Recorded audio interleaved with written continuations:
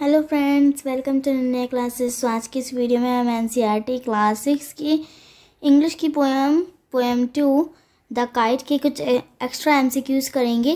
तो चलिए स्टार्ट करते हैं। तो सबसे फर्स्ट क्वेश्चन है हमारा, the kite is compare to a ship with a sail in the poem. This is an example of which literally devices.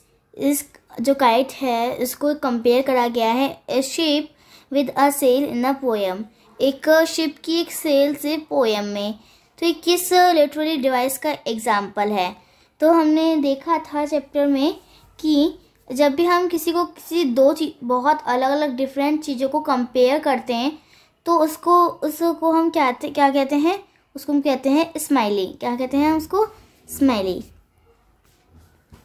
Okay, तो बी ऑप्शन हमारा जो है वो करेक्ट हो जाएगा। नेक्स्ट है हमारा, what does the poet mean when he says that the kite flaps and सोर।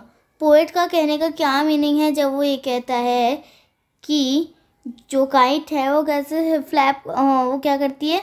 फ्लैप और सोर करती है। तो जो पोएट है वो क्या कहना चाह रहा है इसमें, इस वाले सेंटेंस में, फ्लैप एंड सोर। तो इसमें आप देखेंगे the kite is struggling to fly. जो काइट है वो बहुत मुश्किलों से, उसको मुश्किलों से गुजरना पड़ रहा है जब उड़ रही है। तो नहीं, the kite is moving in a playful and energetic way. तो बी ऑप्शन हमारा जो है करेक्ट हो जाएगा कि जो काइट है वो कैसे उड़ रही है? एक प्लेफुल एंड एनर्जेटिक वे में। ठीक है, तो इसमें हमारा जो बी ऑप्शन है the kite is moving in a playful and energetic way, वो हमारा इसमें करेक्ट हो जाएगा। सो थर्ड क्वेश्चन है हमारा, when does the kite seems to rest in the poem. जो काइट है वो कब, व्हेन मीन्स कब, रेस्ट में आ जाती है। जो हमें पोएम में बताया है सीम्स टू रेस्ट, कब आती है वो? When it is flying high in the sky, when it is caught in the tree, or when it being pulled back to ground, when it being flow in a gentle breeze। सो हमारा D option जो है इसमें correct, C option इसमें हमारा correct होगा। तो देखते हैं सी ऑप्शन में क्या है हमारे। सी ऑप्शन में हमारा when it being pulled back to the ground। जब हम उस काइट को पीछे खींच लेते हैं तो जो क्या है वो रेस्ट पोजीशन में आ जाती है।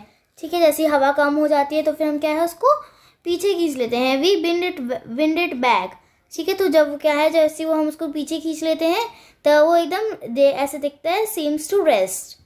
ओके, सो सी ऑप्शन हमारा जो है करेक्ट हो जाएगा। फोर्थ है हमारा, the kite is describes as blue in the poem. Kite को डिस्क्राइब करा है ब्लू पोएम में। What does this colour symbolise. ये जो काइट को क्या है ब्लू कलर से डिस्क्राइब करा है अपनी पोएम में।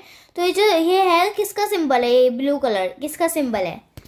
सो freedom and happiness, sad and loneliness. So B option तो एकदम है वो है, क्या कहते हैं, wrong.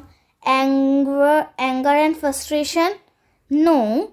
Piece and tranquility, so नहीं। सो हमारा इसका जो करेक्ट ऑप्शन होगा वो हमारा ए, फ्रीडम एंड हैप्पीनेस। जो काइट है उसको ब्लू कलर से इसलिए करा गया है क्योंकि वो एकदम फ्रीडम में रहती है और वो जब आसमान में जब वो उड़ती है तो मतलब उसको ऐसा लगता है कितनी हैप्पी है वो, इसलिए उस काइट को पोएम में ब्लू कलर से जो है डिस्क्राइब करा गया है। So and fifth and last question is, the poet describes the kite as a tailless wonder. What does this mean? जो पोएट ने काइट को उससे डिस्क्राइब करा है टेललेस वंडर। सो इसका मीनिंग क्या होता है? So the kite is not perfect. So नहीं, ये तो नहीं हो सकता। The kite is still under construction, नहीं, काइट कंस्ट्रक्शन के अंडर में थोड़ी ना थी still. The kite is flying freely without any restriction. So इसका मीनिंग क्या हो जाएगा हमारा? जो काइट है वो फ्लाइंग कर रही है, उड़ रही है फ्रीली, बिना किसी विदाउट एनी रिस्ट्रिक्शन, मतलब बिना किसी प्रबंध के, मतलब बंद के, मतलब हमने उसको रोक नहीं रखा है, वो फ्रीली जो है आसमान में उड़ रही है। तो C option, the kite is flying freely without any restriction, C option हमारा जो है करेक्ट हो जाएगा। तो मिलते हैं अगली वीडियो में। सो बाय फ्रेंड्स। मेरी वीडियो को लाइक और चैनल को सब्सक्राइब करना मत भूलिएगा।